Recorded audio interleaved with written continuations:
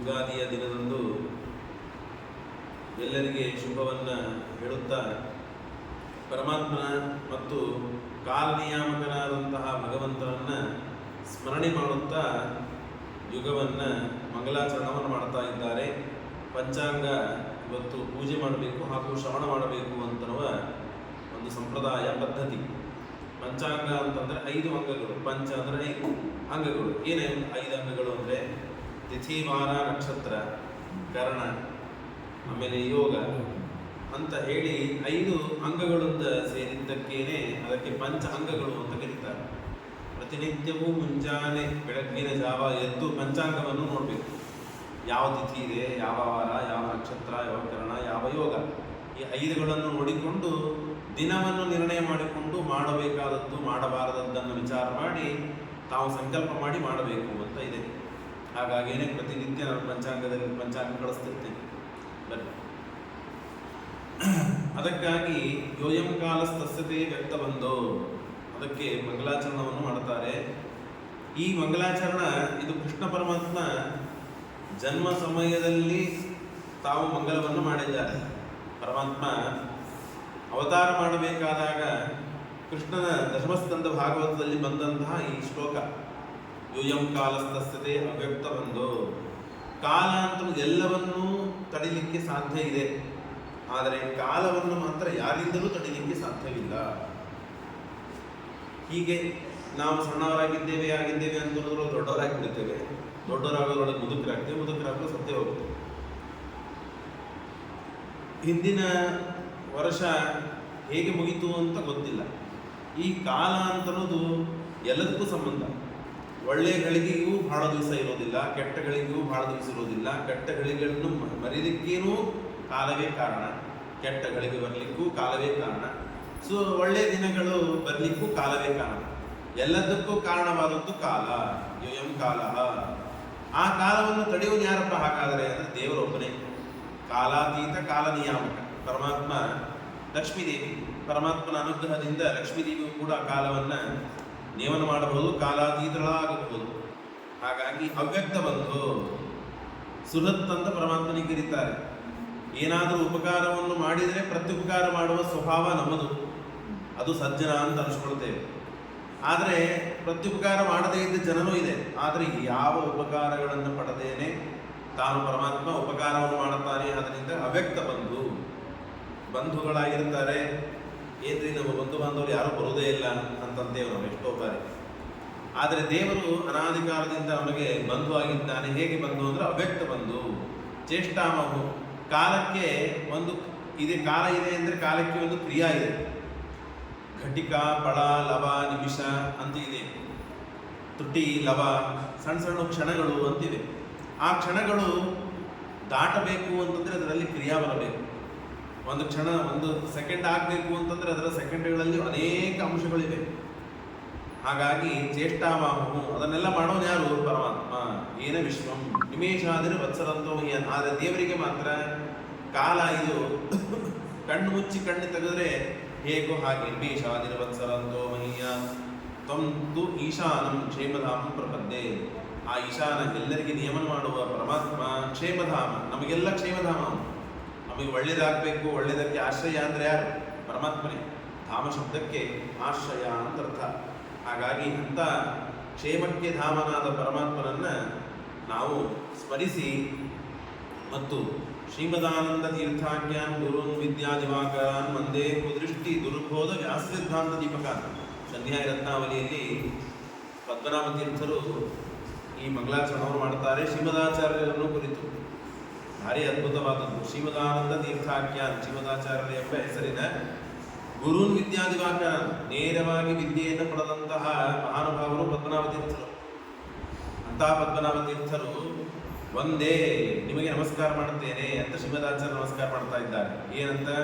ಕುದೃಷ್ಟಿ ದುರ್ಬೋಧ, ನಮಗೆ ಒಳ್ಳೆಯ ಜ್ಞಾನ, ತತ್ವಜ್ಞಾನ ಬರಲು ಸಾಧ್ಯವಿಲ್ಲ. ಯಾಕೆ ಅಂತಂದರೆ ಕೆಟ್ಟ ತತ್ವಜ್ಞಾನ, ಕೆಟ್ಟ ತಿಳುವಳಿಕೆ, ಕೆಟ್ಟ ದುಷ್ಪರಿಣಾಮಗಳು ನಮಗೆ ಹೆಚ್ಚು ಬಿದ್ದಿರ್ತವೆ.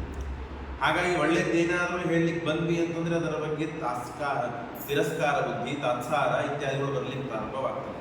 ಹಾಗಾಗಿ ಅದು ದೂರ ಆಗಬೇಕು. ಮೊದಲಿಗೆ ಒಳ್ಳೆಯ ಜ್ಞಾನ ಬರ್ತದಲ್ಲೂ ಮುಂದಿದ್ದು ಮೊದಲಿಗೆ ದುಷ್ಟ ಸಂಸ್ಕಾರಗಳು ತಾತ್ಸಾರಾದಿಗಳು ಮೊದಲಿಗೆ ಉದಾಸೀನ ಮನುಷ್ಯ ಎಲ್ಲವನ್ನೂ ಅವನಲ್ಲಿ ಇರ್ತದೆ, ಆದರೆ ಉದಾಸೀನ ಅಂತದ್ದು ಒಂದೇ ಒಂದು ಪ್ರತಿಬಂಧಕ ಮನುಷ್ಯನನ್ನು ಹಾಳು ಮಾಡುವುದು. ಹಾಗಾಗಿ ಅದನ್ನು ನಮ್ಮಿಂದ ನಿವಾರಣೆ ಆಗಬೇಕು. ಕುದೃಷ್ಟಿ, ಆ ಕುದೃಷ್ಟಿಯನ್ನು ಮಾಡುವಂತಹ ಮತ್ತು ಪರವಾದಿಗಳು ಮತ್ತು ದುರ್ಬೋಧ, ಇದರಿಂದ ಕುದೃಷ್ಟಿಯಿಂದ ನಮಗೆ ದುರ್ಬೋಧ ಬರುತ್ತದೆ. ವ್ಯಾಸ ಸಿದ್ಧಾಂತ ದೀಪಕ ಅವನ್ನು ನಿರಾಕರಣೆ ಮಾಡಿ ವ್ಯಾಸ ಸಿದ್ಧಾಂತವನ್ನು ದೀಪನೆ ಮಾಡುವಂತಹ ಶ್ರೀಮದಾಚಾರ್ಯರು ನನ್ನ ವಿದ್ಯಾಗುರುಗಳಾಗಿದ್ದಾರೆ, ಅಂಥವರಿಗೆ ನಮಸ್ಕಾರ ಮಾಡ್ತೇನೆ ಅಂತ ಪದ್ಮನಾಭ ತೀರ್ಥರು ಇಲ್ಲಿ ಬರೆದ ರಚನೆ ಮಾಡಿಕೊಟ್ಟಂತಹ ಶ್ಲೋಕ ಸನ್ಯಾಯ ರತ್ನಾವಲಿಯಲ್ಲಿ ಬಂದಂತಹದ್ದು. ಬ್ರಹ್ಮ ವಾಯು ಗಿರೀಶ ಶೇಷ ಗರುಡ ದೇವೇಂದ್ರ ಕಾಮೋ ಗುರು ಚಂದ್ರಾರ್ಕೋ ಬ್ರಹ್ಮದೇವರು ವಾಯು ಶೇಷ ಗರುಡ ದೇವ ಇಂದ್ರ ಕಾಮ ಬೃಹಸ್ಪತಿ ಚಂದ್ರ ಅರ್ಕ ಸೂರ್ಯ ವರುಣ ಇತ್ಯಾದಿ ವಿತ್ತೇಶ ವಿಘ್ನೇಶ್ವರು ಗಣಪತಿ ನಾಸತ್ಯರು ದಸ್ರ ನಿರತಿ ಮರುದ್ಗಣರು ಪ್ರಜನ್ಯ ಸೂರ್ಯ ಪರ್ಜನ್ಯ ದೇವತೆಗಳು ಸಸ್ತ್ರೀಕಾಸುರಪಂಗವ ಪ್ರತಿದಿನ ಕುರುವಂತರು ಮಂಗಲಂ. ನಾವು ಸಂಧ್ಯಾವಂದನದಲ್ಲಿ ಪ್ರತಿನಿತ್ಯ ಸಂಧ್ಯಾವಂದನ ಅಂದರೆ ನಾವು ಇಷ್ಟು ದೇವತೆಗಳಿಂದ ಇವತ್ತು ಸುರಕ್ಷಿತರಾಗಿದ್ದೇವೆ, ಹಾಗಾಗಿ ಅಷ್ಟು ದೇವತೆಗಳಿಗೆ ನಾವು ವಂದನೆ ಮಾಡೋದು, ಅಷ್ಟು ದೇವತೆಗಳು ಉಪಕಾರ ಸ್ಮರಣೆ ಮಾಡೋದು. ನಾಳಿನ ದಿನಗಳಿಗೆ ನಾವು ಈ ಅನುಸಂಧಾನದಿಂದ ಮಾಡ್ತೇವೋ ಇಲ್ಲ ಗೊತ್ತಿಲ್ಲ, ಆದರೆ ನಮ್ಮ ಜವಾಬ್ದಾರಿ ದೇವರು ಕೊಟ್ಟ ಶಾಸನ ಆಜ್ಞೆ ಅಂತ ಪ್ರತಿನಿತ್ಯವೂ ಎಲ್ಲ ಮನುಷ್ಯರಿಗೆ ತಾವು ತಮ್ಮ ಕಾರ್ಯವನ್ನು ಮಾಡ್ತಾ ಇರ್ತಾರೆ. ಕಣ್ಣಿನಿಂದ ಪದಾರ್ಥಗಳನ್ನು ನೋಡಿಸುವುದು, ಕಿವಿಗಳಿಂದ ಶಬ್ದಗಳನ್ನು ಕೇಳಿಸುವುದು, ಕೈಯಿಂದ ತಿಂದು ಹೊಟ್ಟೆಯಲ್ಲಿ ಅನ್ನವನ್ನು ಹೋದ ಮೇಲೆ ಜೀರ್ಣ ಆಗೋದು. ಇದು ಯಾರು ನಾವು ಏನು ದಿವಸ ಪ್ರಾರ್ಥನೆ ಮಾಡ್ಕೊಳ್ಳೋದಿಲ್ಲ. ಯಾವಾಗ ನಾವು ಜೀರ್ಣ ಆಗೋದಿಲ್ಲ ಆವಾಗ ಯಾಕಪ್ಪ ಜೀರ್ಣ ಆಗ್ತಾ ಇಲ್ಲ ದೇವರೇ ಜೀರ್ಣ ಮಾಡಿಸು ಅಂತ ಕೇಳ್ಕೊಳ್ತೇವೆ. ಅನಾಯಾಸವಾಗಿ ಪ್ರತಿನಿತ್ಯ ಜೀರ್ಣ ಆಗುವಾಗ ಅದನ್ನು ಪ್ರಾರ್ಥನೆ ಮಾಡಿಕೊಳ್ಳೋದಿಲ್ಲ ನಾವು. ಆದರೆ ಅದನ್ನು ನಾವು ಪ್ರಾರ್ಥನೆ ಮಾಡದೇನೂ ಕೆಲಸವನ್ನು ಮಾಡುವವರು ತತ್ವಾಭಿಮಾನಿ ದೇವತೆಗಳು. ಆ ದೇವತೆಗಳನ್ನು ವಂದನೆ ಮಾಡೋದೇ ಸಂಧ್ಯಾವಂದನ. ಈಗ ಅಭಿಮಾನಿ ದೇವತೆಗಳು ಯಾವ ದಿಕ್ಕಿನಲ್ಲಿ ಏನು ಆಪತ್ತು ಬಂದು ನಮಗೆ ಬರ್ತದೋ ಗೊತ್ತಿಲ್ಲ, ಆ ದಿಕ್ಕಿನಲ್ಲಿ ನಿಂತು ನಮ್ಮನ್ನು ರಕ್ಷಣೆ ಮಾಡುತ್ತಾರೆ. ಹಾಗಾಗಿ ಎಲ್ಲ ದೇವತೆಗಳನ್ನು ಇವತ್ತಾದರೂ ಸ್ಮರಣೆ ಮಾಡಬೇಕು ನಾವು. ಯುಗಾದಿ ಮೊದಲನೇ ದಿವಸ, ವರ್ಷದ ಪ್ರಾರಂಭ, ಆದಿತ್ಯಾದಿ ನವಗ್ರಹ ದೇವತೆಗಳಿದ್ದಾರೆ, ಮೇಷಾದಿ ರಾಶಿಗಳಿವೆ, ನಕ್ಷತ್ರಗಳಿವೆ, ಯೋಗಗಳಿವೆ, ತಿಥಿಗಳಿವೆ, ವಾರಗಳು, ಕರಣಗಳು, ಮಾಸಗಳು, ದಿವಸಗಳು, ಸಂಧ್ಯಾ ತಥಾ ಸಂಧ್ಯಾ ಮತ್ತು ರಾತ್ರಿ ಎಲ್ಲ ದೇವತೆಗಳು ಇದ್ದಾರೆ, ಅವರು ನಮ್ಮನ್ನು ರಕ್ಷಣೆ ಮಾಡ್ತಾರೆ. ಅದಕ್ಕಾಗಿ 60 ವರ್ಷ ಶಾಂತಿಗೆ ನೋಡ್ರಿ ನೀವು ಎಲ್ಲ ದೇವತೆಗಳನ್ನ, ಎಲ್ಲ ಮಾಸಗಳನ್ನ, ತಿಥಿಗಳನ್ನ, ನಕ್ಷತ್ರಗಳನ್ನ, ವಾರಗಳನ್ನ, ಎಲ್ಲ ದೇವತೆಗಳನ್ನು ನಾವು ಪೂಜೆ ಮಾಡಬೇಕು. 60 ವರ್ಷದಲ್ಲಿದ್ದ ದೇವತೆಗಳನ್ನು ನಾವು ದಾಟಿಕೊಂಡು ಬಂದಿರ್ತೇವೆ. ಹಾಗಾಗಿ ಆ ಉಪಕಾರ ಸ್ಮರಣೆಗಾಗಿ ಮತ್ತು ಮುಂದೆ 60 ವರ್ಷ ಬಾಳಬೇಕು ಅನ್ನೋ ಸಲುವಾಗಿ ನಾವು ಮಾಡುವಂಥ ಕೆಲಸ, ಅದನ್ನ ಇವತ್ತಿನ ದಿವಸ ಸ್ಮರಣೆ ಮಾಡಬೇಕು. ಸರ್ವೇ ಸ್ಥಾವರ ಜಂಗಮ ಪ್ರತಿದಿನ ಕುರುವಂತನೋ ಮಂಗಲಂ. ಶ್ರೀಮದಾಚಾರ್ಯ ಶಾಸ್ತ್ರ, ಶ್ರೀಮದಾನಂದ ತೀರ್ಥಾರ್ಯ ಶಾಸ್ತ್ರ ದುಗ್ಧಾಬ್ಧಿಮಂತನ ಪ್ರಾಪ್ತಾನ ಆಯಸ್ಥ. ಶ್ರೀಮದಾಚಾರ್ಯರ ಗ್ರಂಥ ಅಂತ ಅಂದ್ರೆ ದೊಡ್ಡದಾದ ಸಮುದ್ರ. ಆ ಕ್ಷೀರ ಸಮುದ್ರದಲ್ಲಿ ಮಥನ ಮಾಡಿ ತೆಗೆದಂತಹದ್ದು ಯಾವುದು ಗ್ರಂಥ? ಶ್ರೀಮನ್ ನ್ಯಾಯಸುಧಾ. ಸುಧಾ, ಅದು ನ್ಯಾಯಸುಧಾ. ಆ ನ್ಯಾಯಸುಧಾಕಾರರಾದಂತಹ ಜಯತೀರ್ಥರಿಗೆ ನಮಸ್ಕಾರ ಮಾಡ್ತೇನೆ. ಮತ್ತು ಸತ್ಯಾತ್ಮ ತೀರ್ಥರ ಮೊದಲು ಮಾಡಿಕೊಂಡು ಶ್ರೀಮದಾಚಾರ್ಯ ಪರಂತರಾಗಿ ಎಲ್ಲ ಗುರುಗಳಿಗೆ ನಮಸ್ಕಾರ. ಮತ್ತು ನಮ್ಮ ಗುರುಗಳನ್ನು, ನಮ್ಮ ವಿದ್ಯಾಗುರುಗಳಾಗಲಿ, ನಮ್ಮ ಸ್ವರೂಪವನ್ನು ಉದ್ಧಾರ ಮಾಡಿದಂತಹ ಗುರುಗಳನ್ನು ಅಪಾದ ಮೌಲಿ ಪರ್ಯಂತವಾಗಿ ಸ್ಮರಣೆ ಮಾಡಿ ಅವರ ಆಶೀರ್ವಾದವನ್ನು ಪಡಿಬೇಕು. ಪಡೆದು ನಾವು ಮುಂದೆ ಮಾಡುವ ಸಾಧನೆಗಳಿಗೆ ವಿಘ್ನ ಬರದೇ ಇದ್ದಂತೆ ಇಷ್ಟು ದಿನಗಳಲ್ಲಿ, ಒಂದು 360 ದಿನಗಳಲ್ಲಿ ಮಾಡಿದ ಸಾಧನೆಗಳು ನಿಮಗೆ ಅರ್ಪಣೆ. ಇನ್ನು ಮುಂದೆ 360 ದಿನಗಳಲ್ಲಿ ನಮ್ಮ ಯೋಗ್ಯತಾನುಸಾರವಾಗಿ ಸಾಧನೆಗಳನ್ನು ಮಾಡುವಂತೆ ನೀವು ಅನುಗ್ರಹ ಮಾಡಬೇಕು ಅಂತ ಅವರಲ್ಲಿ ಸ್ಮರಣೆ ಮಾಡಿ ನಾವು ಮುಂಜಾನೆ ಹೊತ್ತು ಹೇಳಬೇಕು. ಚೈತ್ರ, ಅದು ಚೈತ್ರ ಮಾಸ, ವಸಂತ ಋತು ಚೈತ್ರ ಮಾಸ, ಉಷಸಿ ಮುಂಜಾನೆ ಹೊತ್ತು ಹೇಳಬೇಕು.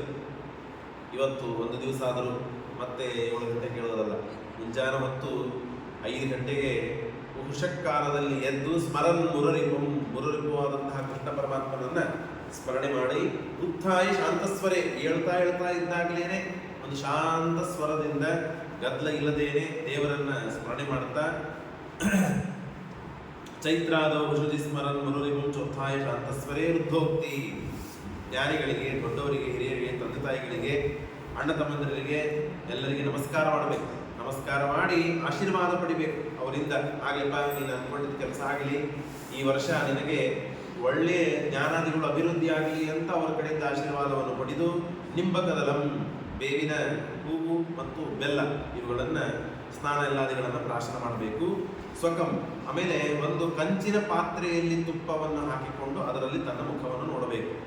ಅದಾದ ಕೂಡಲೇ ದರ್ಪಣ, ಅದಿಲ್ಲ ಅಂದರೆ ದರ್ಪಣ ಯಾವುದಾದ್ರೂ ಇದೆ, ದರ್ಪಣದಲ್ಲಿ ಕನ್ನಡಿಯಲ್ಲಿ ತನ್ನ ಮುಖವನ್ನು ನೋಡಿ ಸುಹೃದ ತನ್ನ ಗೆಳೆಯಂದಿರನ್ನ ಕಲಿಬೇಕು. ತನ್ನ ಸುಹೃತ್ ಮಿತ್ರರನ್ನ ಕರೆದು ಮತ್ತು ಅಷ್ಟೇ ಅಲ್ಲದೇನೆ ಯಾಜ್ಞಿಕರಸ್ಥರನ್ನ ಅಥವಾ ಪಂಚಾಂಗವನ್ನು ಹೇಳೋರನ್ನ ಕರೆದು ಅವರಿಗೆ ಅಭ್ಯಂಗ ಸ್ನಾನ ಮಾಡಿಸಬೇಕು. ತನ್ನ ಗೆಳೆಯರ ಜೊತೆ ಬಣ್ಣ ಆಡ್ತೀವಲ್ಲ ಹಾಗೆ ಇಲ್ಲಿ ಎಣ್ಣೆಯನ್ನು ಹಚ್ಚಿಕೊಂಡು ತಾನು ಸ್ನಾನ ಮಾಡಬೇಕು. ಅವರಿಗೆ ಹಚ್ಚಬೇಕು, ತಾನು ಅವರ ಕಡೆಯಿಂದ ಹಚ್ಚಿಕೊಂಡು ದೊಡ್ಡವರಿಂದ ಎಣ್ಣೆಯನ್ನು ತಲೆಗೆ ಹಚ್ಚಿಕೊಂಡು ಸ್ನಾನವನ್ನು ಮಾಡಿ ಬಂದ ಅತಿಥಿಗಳಿಗೆ ತಾನು ಊಟಕ್ಕೆ ಹಾಕಬೇಕು. ಶುತ್ವ ವರ್ಷ ಫಲಂ, ಏನಪ್ಪ ನಮ್ಮ ವರ್ಷದ ಫಲ ಅಂತ ಸಾಮಾನ್ಯವಾಗಿ ತಿಳಿದು ಅವರಿಂದ ಆಶೀರ್ವಾದ ಪಡೆದು ಆ ಗೆಳೆಯರ ಜೊತೆಗೆ ದೊಡ್ಡವ್ರ ಜೊತೆಗೆ ಅಥವಾ ಯಾಜ್ಞಿಕ ಜ್ಯೋತಿಷ್ಯ ಅಂತ ಹೇಳಿದಂಥವರಿಗೆ ಊಟಕ್ಕೆ ಹಾಕಿ ತಾನು ಊಟವನ್ನು ಮಾಡಬೇಕು. ಮುಂಜೀತ ದೇವಜ್ಞ ಕೈಗಿ ಅಂತ ಇಷ್ಟು ಮುಂಜಾಗ್ರತೆ ಮಾಡುವ ಕೆಲಸ. ಅನಂತರದಲ್ಲಿ ಪಂಚಾಂಗ ಶ್ರವಣ ಮಾಡಬೇಕು. ಸ್ವಸ್ತಿಶ್ರೀ ಸೂರ್ಯ ಸಿದ್ಧಾಂತ ಮತೇನ, ಸೂರ್ಯ ಸಿದ್ಧಾಂತ ಎಂಬ ಗ್ರಂಥ ಇದೆ. ಸೂರ್ಯ ತಾನು ಹುಟ್ಟಿಯಾದ ಮೇಲೆ ಎಲ್ಲ ನಕ್ಷತ್ರಾಭಿಮಾನಿ ದೇವತೆಗಳು ಅಥವಾ ಈ 9 ರಾಶಿಗಳು ಇವೆಲ್ಲ ಹೇಗೆ ತಾವು ಬದಲಾಗ್ತದೆ, ಹೇಗೆ ತಾನು ಸಂಚಾರ ಮಾಡುತ್ತದೆ, ಅದರ ಪ್ರಕಾರ ಎಲ್ಲ ನೋಡಿಕೊಂಡು ಒಂದು ಗ್ರಂಥವನ್ನು ಬರೆದಿದ್ದಾರೆ. ಅದರ ಪ್ರಕಾರ ಈ ಗ್ರಹಣಗಳು ಅಥವಾ ಈ ಎಲ್ಲ ದಿನಗಳನ್ನು ಲೆಕ್ಕ ಮಾಡಿ ತಿಳಿತಾರೆ. ಆ ಸೂರ್ಯ ಸಿದ್ಧಾಂತ ಎಂಬ ಗ್ರಂಥ, ಆ ಗ್ರಂಥ ಜಗತ್ ಸಮಸ್ತ ಜಗದ್ ಉತ್ಪತ್ತಿ ಸ್ಥಿತಿ ಲಯ ನಿಯಮನ ಜ್ಞಾನಾಜ್ಞಾನ ಬಂಧ ಮೋಕ್ಷ ಕಾರಣಸ್ಯ ಶ್ರೀ ಮಹಾವಿಷ್ಣೋ ನಾಮಿಕ ಫಲೋದ್ಭವಸ್ಯ ಚತುರ್ಮುಖ ಬ್ರಹ್ಮಣ ಪರಮಾಯು ವರ್ಷಶತಂ. ಏನು ನಡೀತಾ ಇದೆ, ನಾವು ಎಲ್ಲಿದ್ದೇವೆ, ಏನು ನಮ್ಮ ಹಣೆ ಬಾರ ಅನ್ನೋದನ್ನು ತಿಳಿಸಿಕೊಡ್ತಾರೆ. ಏನು ಅಂದರೆ ಜಗತ್ತಿಗೆ ಪರಮಾತ್ಮ ಜಗತ್ತನ್ನು ನಿರ್ಮಾಣ ಮಾಡಿದ, ಸೃಷ್ಟಿ ಸ್ಥಿತಿ ನಿಯಮನ ಜ್ಞಾನಾಜ್ಞಾನ ಬಂಧ ಮೋಕ್ಷಗಳನ್ನು ಪರಮಾತ್ಮ ಮಾಡ್ತಾನೆ, ಅವುಗಳಿಗೆ ಕಾರಣನಾಗಿದ್ದಾನೆ. ಶ್ರೀ ಮಹಾವಿಷ್ಣು ಯಾರವನು? ಪರಮಾತ್ಮ. ಆ ಪರಮಾತ್ಮನ ನಾಭಿಕಮಲದಿಂದ ಹುಟ್ಟಿದವರು ಬ್ರಹ್ಮದೇವರು. ಆ ಬ್ರಹ್ಮದೇವರಿಗೆ 4 ತಲೆಗಳು. ಅವರ ಆಯುಷ್ಯ ಇದು ವರ್ಷ ಶತಂ, 100 ವರ್ಷ ಇದೆ. ತತ್ರ ಪೂರ್ವಾರ್ಧಂ, ಅದಕ್ಕೆ ತತ್ರ ಪೂರ್ವಾರ್ಧಂ ಗತಂ, ಅದರೊಳಗೆ 50 ವರ್ಷಗಳು ಕಳೆದು ಹೋಗ್ಬಿಟ್ಟಿದೆ. ಬ್ರಹ್ಮದೇವರಿಗೆ 100 ವರ್ಷ, ಅದರಲ್ಲಿ 50 ವರ್ಷ ಕಳೆದು ಹೋಯಿತು. ಇನ್ನು ಉತ್ತರಾರ್ಧೆ 51ನೇ ವರ್ಷ, ಮೊದಲನೇ ದಿವಸ, ಮೊದಲನೇ ವರ್ಷ, ಮೊದಲನೇ ದಿವಸ, ಮೊದಲನೇ ಹಗಲು, ಮುಂಜಾನೆ ಹೊತ್ತು ಶ್ವೇತವರಾಹ ಕಲ್ಪೆ. ಆಗ ಬ್ರಹ್ಮದೇವರು ಮುಂಜಾನೆ ಹೊತ್ತಿಗೆ ಪರಮಾತ್ಮ ಅವತಾರ ಮಾಡಿದ್ದಾನೆ. ಶ್ವೇತವರಾಹ ಅಂತನ್ನುವ ಹೆಸರಿನಿಂದ ಪರಮಾತ್ಮ ಹುಟ್ಟಿದ್ದು. ಹಾಗಾಗಿ ಆ ದಿವಸ ಯಾವ ಭಗವಂತ ಹುಟ್ಟಿದ್ದಾನೋ ಆ ದಿವಸಕ್ಕೆ ಆ ಪರಮಾತ್ಮನ ಹೆಸರನ್ನೇ ಕೊಡ್ತಾರೆ. ಹಾಗಾಗಿ ಶ್ವೇತವರಾಹ. ಇವತ್ತು ರವಿವಾರ ದಿವಸ ದಿನ ಪ್ರಾರಂಭ, ಈ ವರ್ಷ ಪ್ರಾರಂಭವಾಗ್ತಾ ಇದೆ. ಆದ್ದರಿಂದ ರಾಜ ಯಾರು ಅಂತಂದ್ರೆ ರವಿನೇ, ಸೂರ್ಯನೇ ರಾಜ. ಹಾಗೆ ಆ ಕಾಲಕ್ಕೆ, ಆ ದಿನಕ್ಕೆ ಯಾವ ಪರಮಾತ್ಮನ ಅವತಾರ ಮಾಡಿರ್ತಾನೋ ಆ ಪರಮಾತ್ಮನೇ ಆ ದಿನದಿಂದ ಆ ವರ್ಷದವರೆಗೆ ಶ್ವೇತವರಾಹ ಕಲ್ಪ ಸೌನ್ಯ ಅಂತ ಕರೀತಾರೆ. ಒಂದು ಕಲ್ಪ ಬ್ರಹ್ಮದೇವರ ಆಯುಷ್ಯ, ಮಹಾಕಲ್ಪ, ಮತ್ತು ದಿನಕಲ್ಪಗಳು ಇವೆ, ಮಹಾಕಲ್ಪನೂ ಇದೆ. ಅದರೊಳಗೆ ಅರ್ಧ ಕಲ್ಪ ಹೋಗಿದೆ. ಅದರೊಳಗೆ ತ್ರಯೋದಶ ಘಟಿಕಾ, 1 ಘಟಿಕಾ ಅಂತಂದರೆ 48 ನಿಮಿಷ. ಹಾಗೆ ಸೂರ್ಯೋದಯದಿಂದ ಹಿಡಿದುಕೊಂಡು ತ್ರಯೋದಶ ಘಟಿಕಾ ಅಂದರೆ 13 ಘಟಿಕಾ, 24 24 ಫಲಗಳು ಕಳೆದುಕೊಂಡು ಹೋಗಿವೆ. ಅಂದರೆ ಎಷ್ಟಾಯಿತು? 11 51ನೇ ವರ್ಷ, 1ನೇ ದಿನ ಬೆಳಿಗ್ಗೆ ಪ್ರಾಯ 11:30 ನಡೀತಾ ಇದೆ ಬ್ರಹ್ಮದೇವರ ದಿನಮಾನ ಪ್ರಕಾರ.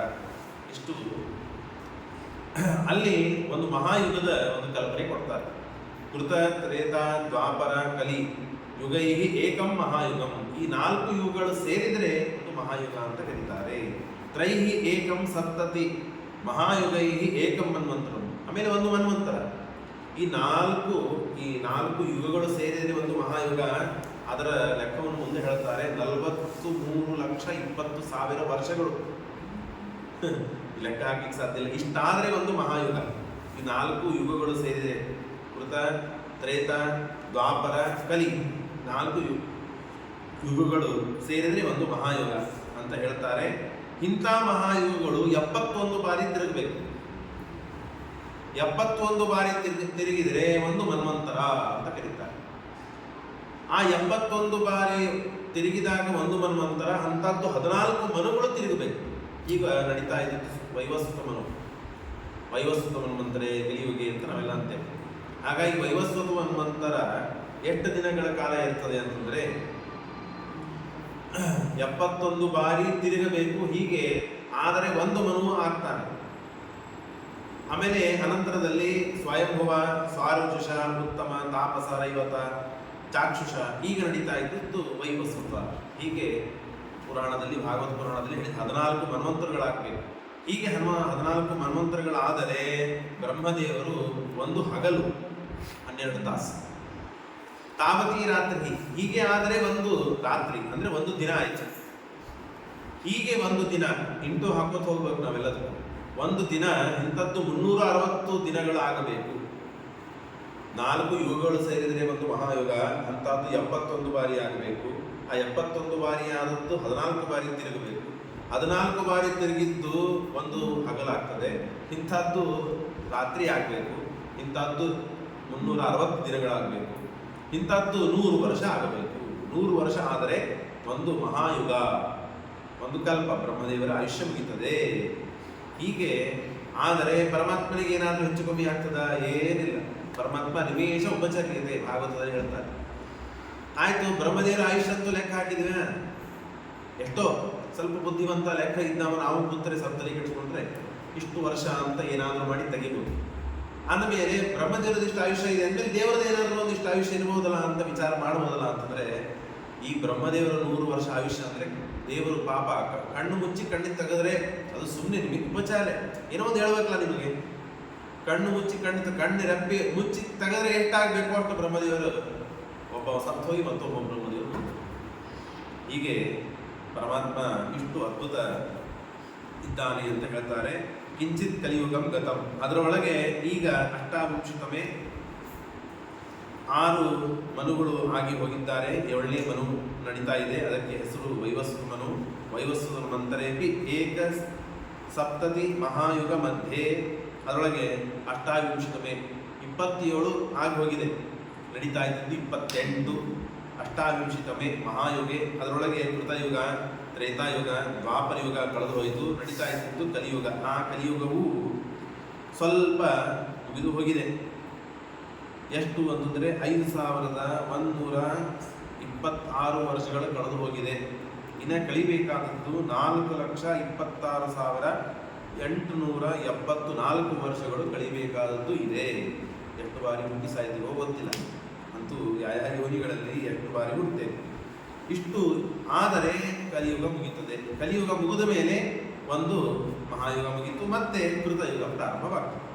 ಅದಕ್ಕೆ ಮಹಾಯುಗದ ಪ್ರಮಾಣಗಳನ್ನು ಎಷ್ಟು ಲೆಕ್ಕ ಇದೆ ಅಂತ ಕೊಡ್ತಾ ಹೋಗ್ತಾರೆ.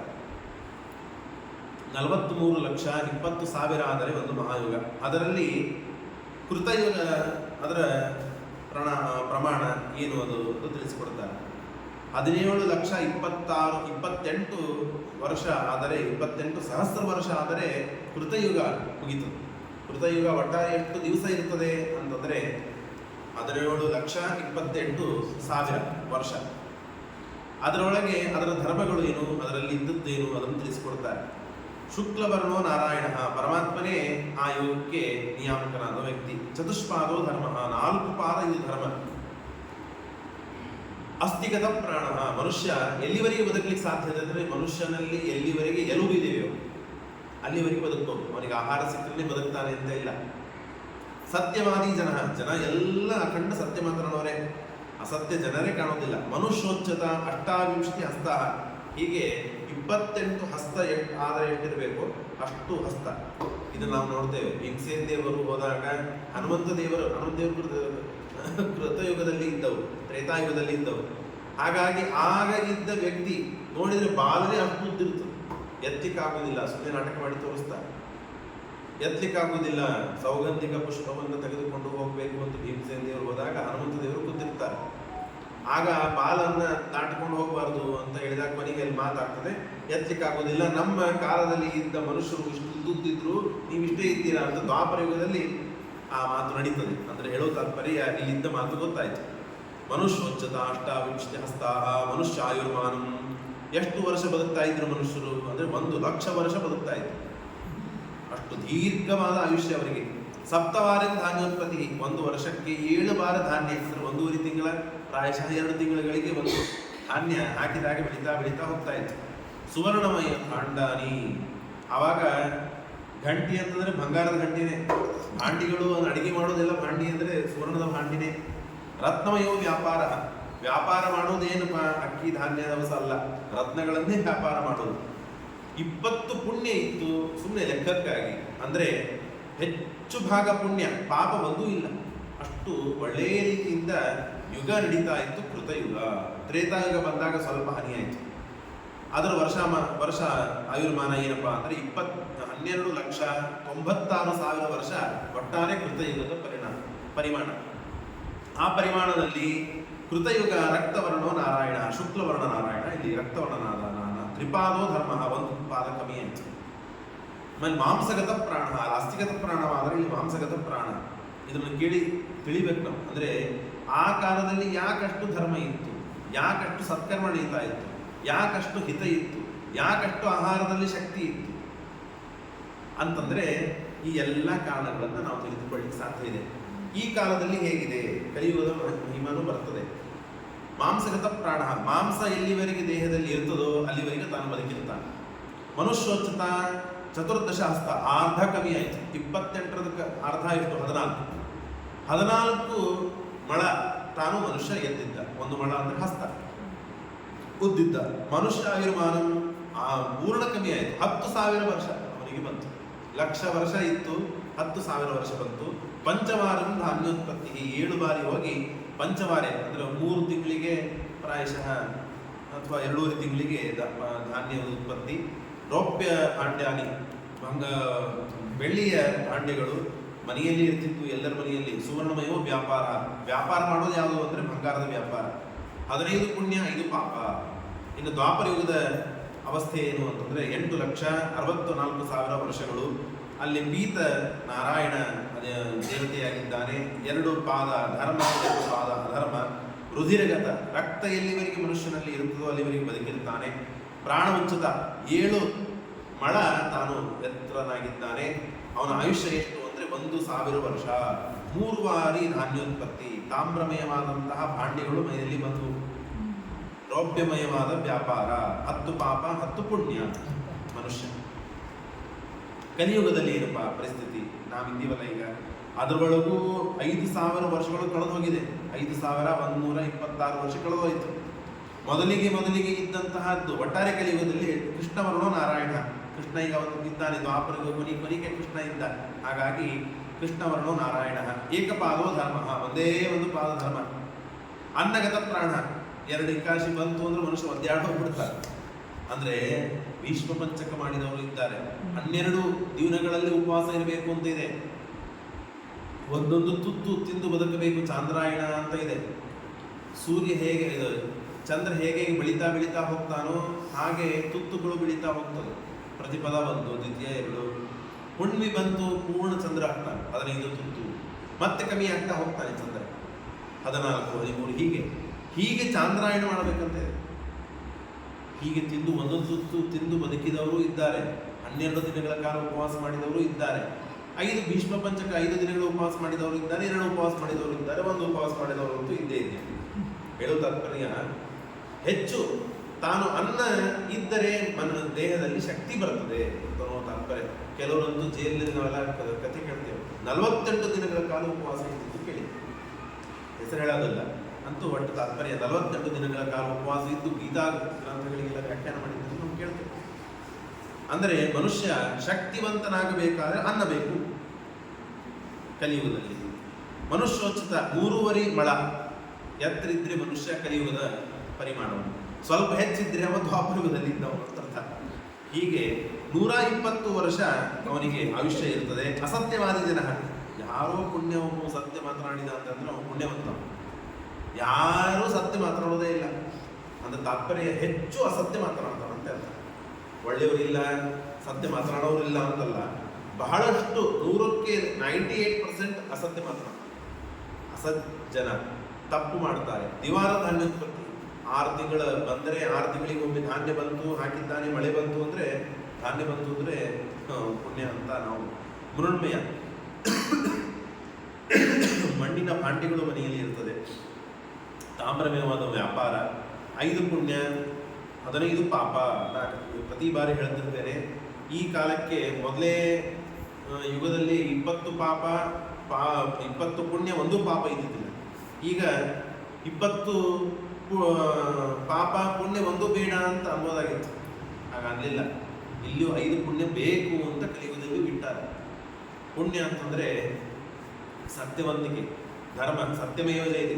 ಹೆಚ್ಚು ಹೊತ್ತು ನಮಗೆ ಕಷ್ಟವಾಗಬಹುದು, ಅಸತ್ಯಕ್ಕೆ ಮತ್ತು ಹೆಚ್ಚು ಪ್ರಾಶಸ್ತ್ಯ ಇರ್ಬೋದು, ಆದರೆ ಕೊನೆಗೆ ಗೆಲುವು ಆದದ್ದು ಮಾತ್ರ ಸತ್ಯಕ್ಕೆ. ಪುಣ್ಯ ಇದ್ರೇನೆ ಪಾಪಕ್ಕೂ ಪ್ರಾಶಸ್ತ್ಯ ಇದೆ. ಪಾಪ ಬೆಳಿಬೇಕು ಯಾವಾಗ? ಪಾಪಕ್ಕೆ ಪೌಷ್ಟ್ಯ ಬರುವುದು ಯಾವಾಗ? ಪಾಪ ಇದು ತುಂಬಿಕೊಂಡಿರುವುದು ಯಾವಾಗ ಅಂದರೆ ಪುಣ್ಯ ಇದ್ರೇನೆ, ಇಲ್ಲದ್ರೆ ಪಾಪಕ್ಕೂ ಬೆಲೆ ಇಲ್ಲ.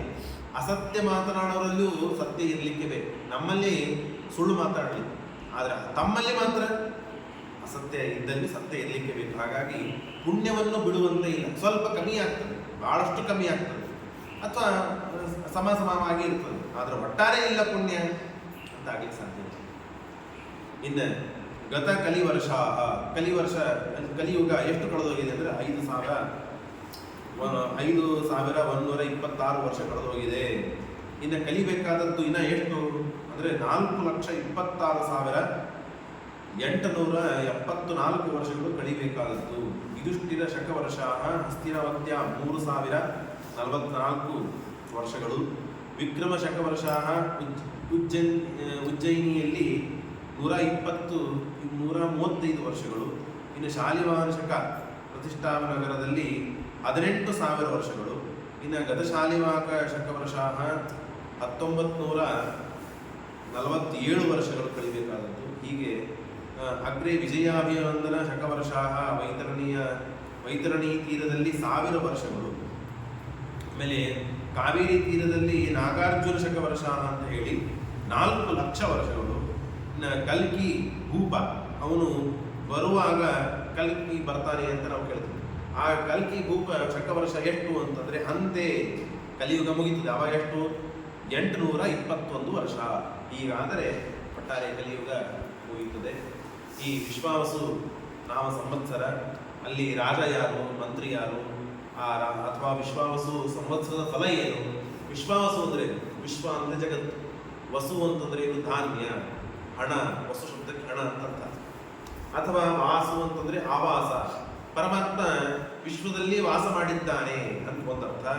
ವಿಶ್ವ ವಸು, ವಸು ಶಬ್ದಕ್ಕೆ ಧಾನ್ಯ ಅಂತ ಇದೆ, ಹಣ ಅಂತ ಅರ್ಥ ಇದೆ. ಅಂದ್ರೆ ಯಾವ ಭಗವಂತನಿಂದ ಹಣ ಬರ್ತದೋ, ಯಾವ ಭಗವಂತನಿಂದ ಇವರಿಗೆ ಆಸ್ತಿ ಸಿಗ್ತದೋ, ಯಾವ ಭಗವಂತನಿಂದ ಇವರು ಬದುಕ್ತಾರೋ ಅದಕ್ಕೆ ವಿಶ್ವಾವಸು ಅಂತ ಹೆಸರು ಇದೆ. ಅಲ್ಲಿ ವಿಶ್ವಾವಸು ಸಂವತ್ಸರದಲ್ಲಿ ರಾಜ, ಇವತ್ತು ರವಿವಾರ ಇದ್ದುದರಿಂದ ಪ್ರಾರಂಭವಾದದ್ದರಿಂದ ಈ ವರ್ಷಕ್ಕೆ ರಾಜನಾದವನು ರವಿ. ಮಂತ್ರಿನೂ ತಾನೇ ಆಗಿದ್ದಾನೆ, ಬೇರೆಯವ್ರನ್ನ ಬಿಟ್ಟುಕೊಳ್ಳಲಿಲ್ಲ. ತಾನೇ ನಿರ್ಣಯ ತಗೊಳ್ಳೋವನು, ತಾನೇ ಅಧಿಕಾರ ಚಲಾಯಿಸಿದ. ಯಾರು ಅವನು? ಮಂತ್ರಿ ರವಿನೇ. ಸೇನಾಧಿಪನೂ ರವಿನೇ. ಪೂರ್ವ ಸಸ್ಯಾಧಿಪತಿ ಬುಧ, ಅಪರ ಸಸ್ಯಾಧಿಪತಿ ರವಿ, ಧಾನ್ಯಾಧಿಪತಿ ಮಂಗಳ, ಅರ್ಘ್ಯಾಧಿಪತಿ ರವಿ, ಮೇಘಾಧಿಪತಿ ರವಿ, ರಸಾಧಿಪತಿ ಶುಕ್ರ, ಬುಧ, ನೀರಸಾಧಿಪತಿ ಬುಧ. ಬುಧ, ಶುಕ್ರ, ಮಂಗಳ, ಬುಧ ಇದ್ದದ್ದು 16. ಅದರಲ್ಲಿ ಬಹಳಷ್ಟು ಹೆಚ್ಚು ರವಿನೇ ಎಲ್ಲವನ್ನು ಆವರಿಸಿಬಿಟ್ಟಿದ್ದಾರೆ. ಹಾಗಾಗಿ ಎಲ್ಲ ನಡಿಬೇಕಾದದ್ದು. ಈಗ ನೀವು ಏನಪ್ಪ ಶೇರ್ ಮಾಡ್ತೀರಲ್ಲ, ಈಗ ಇಲ್ಲಿ ಇಷ್ಟು ಜನ ಗೊತ್ತಿದೆ ಅಂತಂದ್ರೆ ಏನು ನಡೀತದಪ್ಪ, ಯಾರು ಹೆಚ್ಚು ಓಟಿದೆ ಅವ್ರ ಪ್ರಕಾರ ನಾವು ರಾಜ್ಯ ನಡೆಸೋಣ ಅಂತ. ಇಲ್ಲಿ ಯಾರು ಓಟೇ ಇಲ್ಲ, ಈಗ ಎಲ್ಲ ಕಡೆಗೆ ರವಿನೇ ಇದ್ದ. ಹಾಗಾಗಿ ರವಿ ಏನು ಹೇಳ್ತಾನೋ ಅದನ್ನೇ ಕೇಳ್ಬೇಕೆಲ್ಲರೂ. ಹಾಗಾಗಿ ಇನ್ನೊಬ್ಬರ ಭಾಗ ತಗೊಂಡು ನಾನು ಗೆಲ್ಲಬೇಕು ಅಂತ ಇಲ್ಲೇ ಇಲ್ಲ ಇಲ್ಲಿ. ಹಾಗಾಗಿ ವಿಶ್ವಾವಸು ಸ್ವಲ್ಪಾಂಭ ವೃಷ್ಟಿ ಫಲಸಸ್ಯ ಸಂಪದ ಮಧ್ಯಾಜನಾನಾಂ ಗತಸಂಭವಶ್ಚ ವಿಶ್ವಾವಸೋ ಸ್ಯಾತ್ ಪೃಥ್ವೀಶ್ವರಾಣಾಂ ಲಕ್ಷ್ಮೀರ್ವಿಲೋಲಾ ಚಿರಸಂವಿತ್ ಚಿರಸಂಚಿತಾಪಿ ಸ್ವಲ್ಪಾಂಬ ವೃಷ್ಟಿ, ಸ್ವಲ್ಪ ವೃಷ್ಟಿ ಆಗ್ತದೆ, ಭಾಳ ಏನು ಮಳೆ ಆಗುವುದಿಲ್ಲ. ಫಲಸಸ್ಯ ಸಂಪದ ಮಧ್ಯಾಜನಾನ, ಸ್ವಲ್ಪ ಈ ವರ್ಷ ಮತ್ತೆ ಆದರೆ ದುರ್ಭಿಕ್ಷೆ, ಇಲ್ಲದೆ ಇದ್ದರೆ ಸ್ವಲ್ಪ ಆಗ್ತದೆ ಅಂತ ತಿಳಿಸಿದ್ದಾರೆ. ಧಾನ್ಯ ಮತ್ತೆ ಗಡ್ಡೆ, ಹಣ್ಣುಗಳು ಇವೆಲ್ಲ ನಾಶವಾಗ್ತದೆ, ಯಾವುದಷ್ಟು ಬಹಳ ಬರುವುದಿಲ್ಲ. ನೀರಿನ ಕೊರತೆ ಇರ್ತದೆ, ಸ್ವಲ್ಪ ಅಲ್ಲಲ್ಲಲ್ಲಿ ಜಗಳಗಳಾಗ್ತದೆ, ಚೋರರ ಭಯ ಇರ್ತದೆ, ಇತ್ಯಾದಿಗಳು ಆಗ್ತದೆ ಈ ಸಂವತ್ಸರದಲ್ಲಿ. ಯಾಕೆ? ರವಿ ರಾಜ ಆದದ್ದರಿಂದ. ಧಾನ್ಯ ಪುಷ್ಪ ಫಲಮೂಲ ವಿನಾಶ, ಬೇಕಾದದ್ದು ನಮಗೆ ಧಾನ್ಯ, ಆದರೆ ನಾಶ. ಪುಷ್ಪಗಳು ಭಾಳ ಎಷ್ಟು ಬೆಳಿಬೇಕಪ್ಪ, ಏನಪ್ಪ ಹೂವು ಬೆಳಿತಾನೆ ಇಲ್ಲ, ನೀರು ಹಾಕ್ತೀವಿ. ಅದು ನೀವು ಎಷ್ಟು ನೀರು ಹಾಕಿರೂ ರವಿ ವಿಚಾರ ಮಾಡಿದರೆ ಆಗ್ತದೆ. ರವಿ ಅನುಗ್ರಹ ಮಾಡಿದ ಸೂರ್ಯ, ಅವನು ರಾಜ ಈಗ. ಹಾಗಾಗಿ ಪುಷ್ಪ ಬೇಕು ಅಂತಂದರೆ ಆ ರವಿ ಅನುಗ್ರಹ ಬೇಕು. ಆದರೆ ಅವನು ರಾಜ ಆದದ್ದರಿಂದ ತನ್ನ ಪ್ರಭಾವ ತೋರಿಸೋನೇ ಅವನು. ಹಾಗಾಗಿ ಪುಷ್ಪ ಅಷ್ಟು ಬೆಳೆಯುವುದಿಲ್ಲ. ಫಲಗಳು, ಹಣ್ಣುಗಳು ಗಿಡದಲ್ಲಿ ಬಹಳ ಆಗೋದಿಲ್ಲ. ಅಂದರೆ ನಮ್ಮ ಮನೆಯಲ್ಲಿ ಆರಾಮಾಗಿ ಹೂವು ಹಣ್ಣುಗಳು ತಿಂತಾ ಆರಾಮಾಗಿದ್ದೇವೆ, ಹಾಕ್ತಾ ಇದ್ದೇವೆ ಅಂತಂದ್ರೆ ಆಗುವುದಿಲ್ಲ. ಮೂಲ ವಿನಾಶ, ಇದೇ ನಾಶವಾಗುತ್ತದೆ. ಚೋರ ಭೀಹಿ, ಕಳ್ಳರ ಭಯ ಇರ್ತದೆ. ಲೋಕದ ಕ್ಲೇಶ, ಭೂಮಿ ಪಾಲ ಕಲಹ, ರಾಜರಲ್ಲಿ ಪರಸ್ಪರ ಜಗಳ, ಅವರೇ ಜಗಳ ಆಡ್ತಾ ಕೂತ್ರೆ ಪ್ರಜರನ್ನೇ ಏನು ರಕ್ಷಣೆ ಮಾಡ್ತಾರೆ. ಹಾಗಾಗಿ ಸಮಸ್ಯೆ ಆಗ್ತದೆ. ಗದಗೋಪ ವಿನ ಪಾಣಿನ ದಿನಕರೋ ಇದು ಧೂಪ. ರವಿ ತಾನು ರಾಜ ಆದಾಗ ತನ್ನ ಸ್ವಭಾವ ತೋರಿಸ್ತಾನೆ. ನೀರಿನ ಸ್ವಭಾವ ಹರಿತದೆ, ಹಾಗೆ ಅವರವರಿಗೆ ಒಂದು ಸ್ವಭಾವ ಇರ್ತದೆ. ಆ ಸ್ವಭಾವ ತಮಗೆ ಅಧಿಕಾರ ಬಂದಾಗ ತಾವು ಮಾಡೋದು.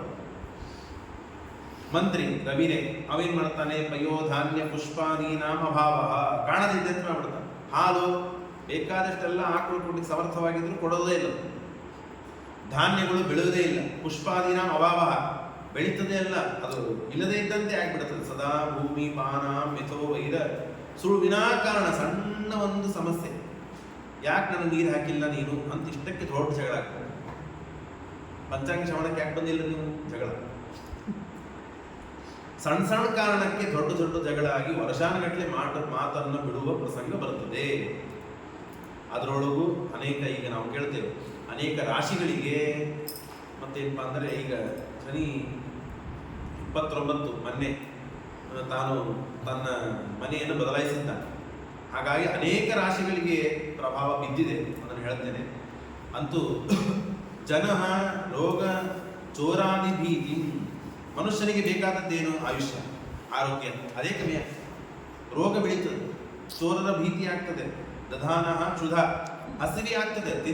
ಬೇಕಾದಷ್ಟು ತಿನ್ನಲಿಕ್ಕಿದ್ದರೂ ಅವನಿಗೆ ಮಾಡಲಿಕ್ಕೆ ಆಗಲಿಲ್ಲ, ಮಾಡಿಕೊಳ್ಳಲಿಕ್ಕೆ ಇರೋದಿಲ್ಲ. ಯಾರು ಹಸಿವಿಂದ ಒದ್ದಾಡಬೇಕಾಗ್ತದೆ ಪಾಪ ಮನುಷ್ಯ. ಪೀಡಿತ ಸಸ್ಯಾತ್ ಪ್ರಧಾನ, ಇದು ಮಂತ್ರಿಯ ಮಾಡುವ ಕೆಲಸ. ಸೇನಾಧಿಪನು ರವಿನೇ. ಅನ್ಯೋನ್ಯ ವೈರಂ, ಅಣ್ಣ ತಮ್ಮಂದರಲ್ಲಿ ಜಗಳ, ಗಂಡ ಹೆಂಡಂದರಿಯಲ್ಲಿ ಜಗಳ, ಬಳಗಂದರಲ್ಲಿ ಜಗಳ ಆಗ್ತದೆ. ಅನ್ಯೋನ್ಯ ವೈರಂ ಧರಣೀಶ್ವರಾಣಂ ಅಲ್ಪಾಂ, ಧರಣೀಶ್ವರ ರಾಜರಲ್ಲಿ ಜಗಳ. ಅಲ್ಪಾಂಬುಧ, ಸ್ವಲ್ಪನಿಗೆ ಸಿಗ್ತದೆ.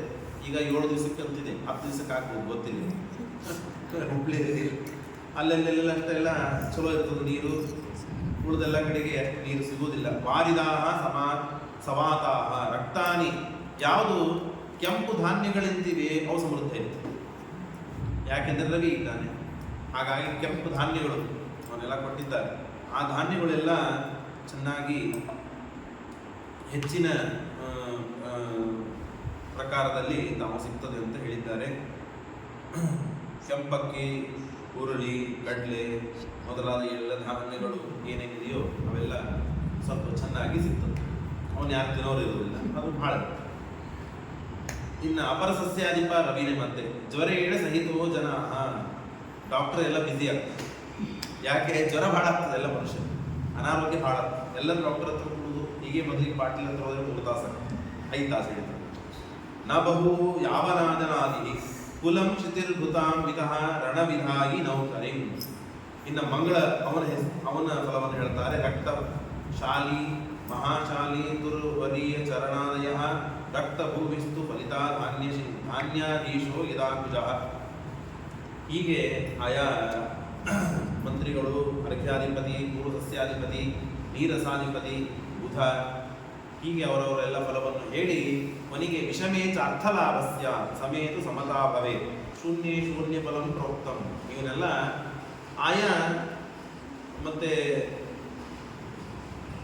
ರಾಜರು ತಾವು ರಾಜ್ಯವನ್ನು ಆಳಬೇಕಾದಾಗ ತಾವು ಸಮಸ್ಯೆಯನ್ನು ಕೊಡೋರೆ. ಹಾಗಾಗಿ ಅವರಿಂದ ನಮಗೆ ಸಮಸ್ಯೆ ಆಗದೇ ಇದ್ದಂತೆ ಅವರನ್ನು ಪ್ರೀತಿಗೊಳಿಸುತ್ತೆ.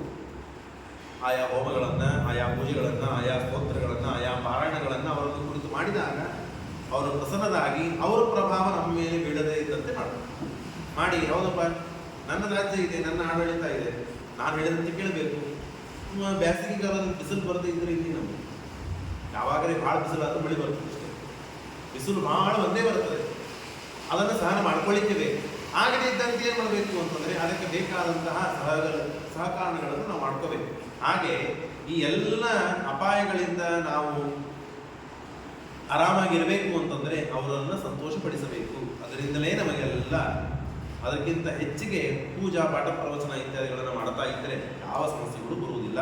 ಇದೇ ಅಂತದೋಗತ್ವ, ಇದಕ್ಕೆ ಸಮಾಧಾನ ಅಂತ ತಿಳಿಸ್ತಾರೆ. ಇನ್ನು ಮೇಷರಾಶಾದೀನ ಆಯವ್ಯಯಾದಿ ಫಲಂ, ಇದಕ್ಕೆ ಬಂದು ನಿಂತ್ಕೊಂಡ್ಬರ್ತದೆ ಹೇಳ್ತಾರೆ. ಏನಪ್ಪ ಆಯವ್ಯಯ, ಮನುಷ್ಯ ಎಷ್ಟು ಗಳಿಸ್ತಾನೆ, ಎಷ್ಟು ತಾನು ಕಳೆದುಕೊಳ್ತಾನೆ ಈ ವರ್ಷದಲ್ಲಿ.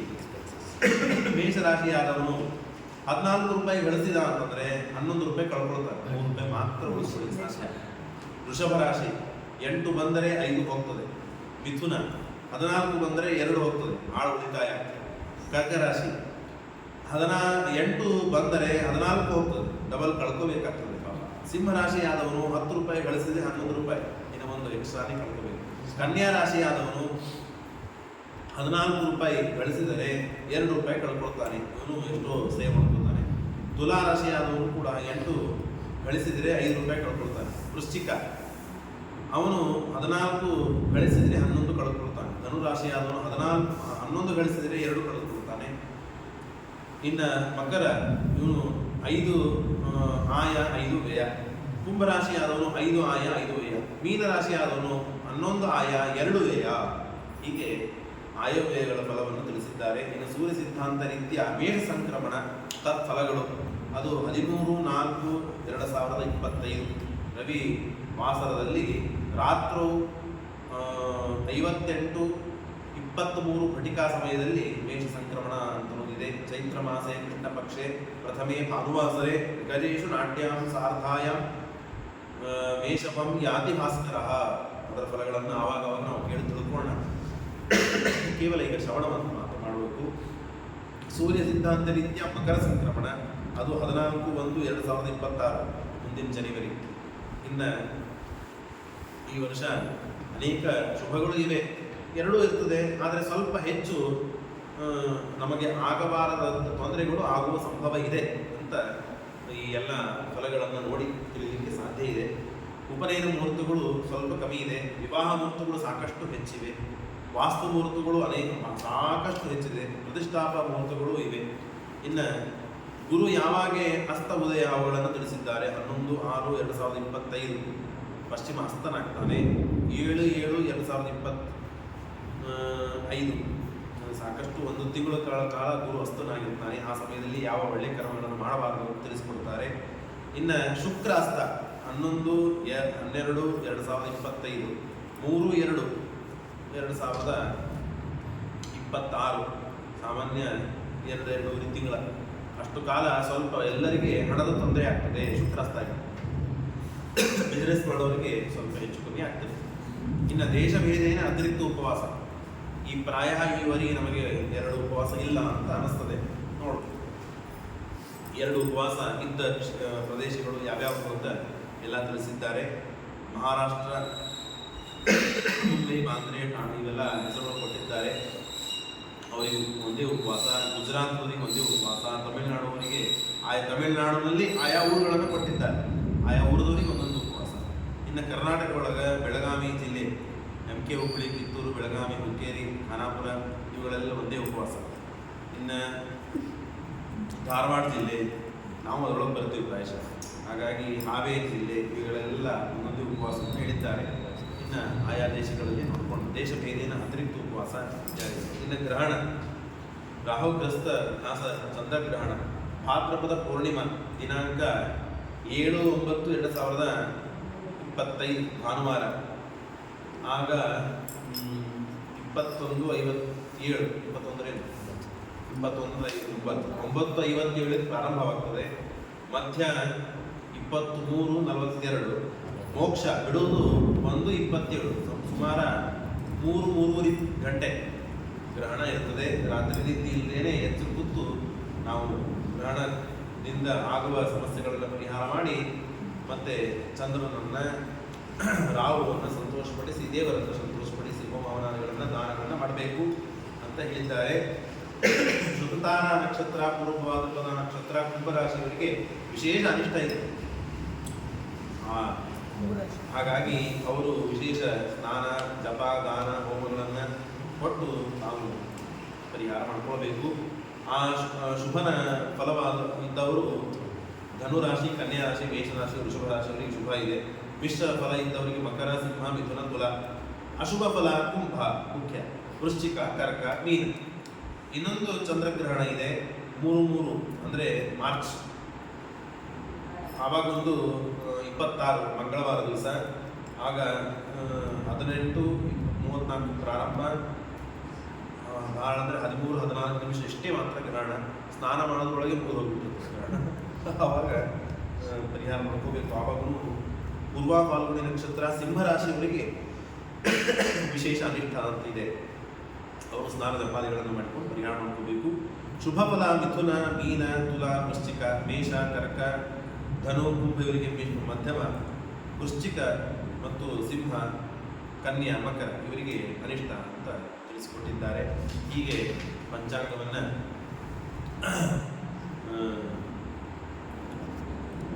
ಪಂಚಾಂಗಗಳನ್ನು ಮುಖ್ಯ ಇವತ್ತು ರವಿವಾರ ವಿಶ್ವಾವಸುನಾಮ ಸಂವತ್ಸರ, ವಸಂತ ಋತು, ಚೈತ್ರ ಮಾಸ, ಶುಕ್ಲ ಪಕ್ಷ, ರವಿವಾರ, ಪ್ರತಿಪತ್ತಿ, ರೇವತಿ ನಕ್ಷತ್ರ, ಮೈತ್ರಿ ಯೋಗ, ಭವಕರಣ.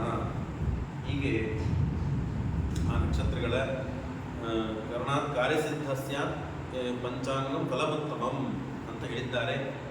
ಆಯಾ ವಾರ, ನಕ್ಷತ್ರ, ತಿಥಿ, ಕರ್ಣ ಇವುಗಳನ್ನು ಕೇಳೋದ್ರಿಂದ ನಮಗೆ ಮತ್ತೇನಂತಂದರೆ ಆಯಾ ಕಾರ್ಯಗಳು ಸಿದ್ಧಿ ಆಗ್ತದೆ. ಹಾಗಾಗಿ ವಿಶೇಷವಾಗಿ ಪಂಚಾಂಗ ಶ್ರವಣವನ್ನು ಮಾಡಬೇಕು, ಪ್ರತಿನಿತ್ಯದಲ್ಲಿಯೂ ಮಾಡಬೇಕು. ಹಾಗಾಗಿ ಈ ದಿನಗಳಲ್ಲಿ ಮಾತ್ರ ಇವತ್ತು ಬಿಡಬಾರದು, ವಿಶೇಷವಾಗಿ ಮಾಡಬೇಕು ಅಂತ ತಿಳಿಸಿಕೊಟ್ಟಿದ್ದಾರೆ. ಇದೇ ವಾರದಲ್ಲೇನೆ ಶ್ರೀಮ ಸತ್ಯಧ್ಯಾನ ತೀರ್ಥ ಶ್ರೀಪಾದಗಳವರ ಪುಣ್ಯತಿಥಿ, ಪಂಢರಪುರ. ರಾಮನವಮಿ ಇದೆ. ಉತ್ತರಾದ ಮಠದಲ್ಲಿ ಸಹಸ್ರ ಕಲಶಾಭಿಷೇಕ, ಕವೀಂದ್ರರ ಆರಾಧನೆ, ನವವೃಂದಾವನಗಟ್ಟಿ. ಪುಷ್ಯಾರ್ಕ ಯೋಗ ಅಂತ ಇದೆ. ಅಂದರೆ ಗುರುವಾರ ದಿವಸ ಪುಷ್ಯ ನಕ್ಷತ್ರ ಬಂತು ಅಂತಂದರೆ ಪುಷ್ಯಾರ್ಕ ಯೋಗ. ಅವತ್ತಿನ ದಿವಸ ಬಂಗಾರವನ್ನು ಮತ್ತು ಖರೀದಿ ಮಾಡಬೇಕು. ಬೆಳೀತಾ ಹೋಗ್ತದೆ ಬಂಗಾರ, ರೇಟ್ ಅಲ್ಲ, ಬಂಗಾರ ರೇಟ್ ಗುರುಪುಷ್ಯ ಯೋಗ. ಹೀಗೆ ಆಯಾ ದಿನಗಳಲ್ಲಿ ಪಂಚಾಂಗವನ್ನು ಶ್ರವಣ ಮಾಡಬೇಕು ಅಂತ ತಿಳಿಸಿಕೊಟ್ಟಿದ್ದಾರೆ. ಹೀಗೆ